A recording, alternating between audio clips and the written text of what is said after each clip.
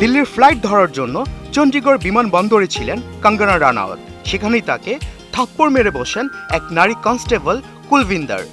নবনির্বাচিত এমপি বলিউড অভিনেত্রী কঙ্গনা রানাওয়াতকে চড় মারার অভিযোগ উঠেছে ভারতের কেন্দ্রীয় শিল্প নিরাপত্তা বাহিনীর এক নারী কনস্টেবলের বিরুদ্ধে।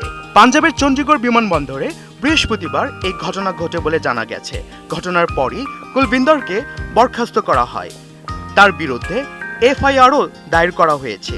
তাকে চড় মারার কারণ হিসেবে জানা গেছে ভারতে কৃষক আইনের প্রতিবাদে রাস্তায় নামা কৃষকদের অসম্মান করায় কঙ্গনার ওপর ক্ষুব্ধ ছিলেন কনস্টেবল কুলভিন্দর। বিমানবন্দরে সুযোগ পেয়ে তিনি সেই ক্ষোভ ঝাড়েন। কণ্ঠনালী সমস্যায় ভুগছেন সঙ্গীত শিল্পী ও অভিনেতা তাহসান খান। হেটেরোটোপিয়া নামক এক রোগ বাসা বেঁধেছে তার কণ্ঠনালীতে। 6 বছর আগে এই রোগে আক্রান্ত হওয়ার পর থেকেই তিনি অনায়াসে গান গাইতে পারেন না। এমনকি ভবিষ্যতে গান গাওয়া নিয়েও শঙ্কায় পড়তে হতে পারে জনপ্রিয় এই সঙ্গীত শিল্পীকে। সম্প্রতি একটি সংবাদ মাধ্যমে দেয়া সাক্ষাৎকারে বিষয়টি প্রকাশ করেছেন তাহসান। এবার আইটেম গানের ঝলক নিয়ে এলো ঈদের ছবি ময়ূরাক্ষী। ছবির নির্মাতা রাশিদ পলাশ জানান এটাকে তিনি ইন্ট্রোডিউসিং সং বলতে চান।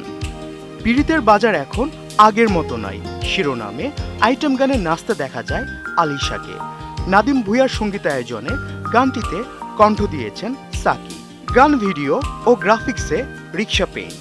বাংলা সিনেমার সোনালী সময়েও ফিরে এসেছে এই গানটিতে। আসন্ন ঈদে মুক্তি পাবে ময়ূরাক্ষী। হাসপাতালে 14 দিনের লড়াই শেষে থেমে গেল অভিনেত্রী সীমানার জীবনের স্রোত। মঙ্গলবার সকাল 6টায় তিনি শেষ নিঃশ্বাস ত্যাগ করেন। 21 মে রাতে হঠাৎ অসুস্থ হয়ে পড়েন এই অভিনেত্রী।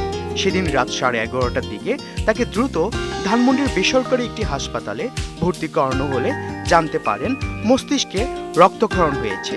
পরদিন আরও উন্নত চিকিৎসার জন্য ধানমন্ডির আরেকটি হাসপাতালে নেওয়া হয়। এরপর চিকিৎসকদের পরামর্শে তাকে ঢাকার আগারগাঁওয়ের ন্যাশনাল ইনস্টিটিউট অফ নিউরোসায়েন্স হাসপাতালে ভর্তি করানো হয়। গত শনিবার এই হাসপাতালে তার মস্তিষ্কে অস্ত্রোপচার করা হয়।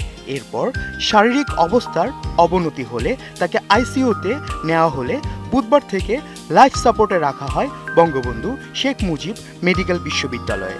কিন্তু সব চেষ্টা ব্যর্থ করে সীমানা চলে যান না ফেরার দেশে।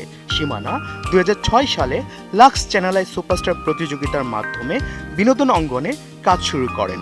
এরপর একে একে অভিনয় করেছেন নাটক, সিনেমা ও ডেইলি সোপে।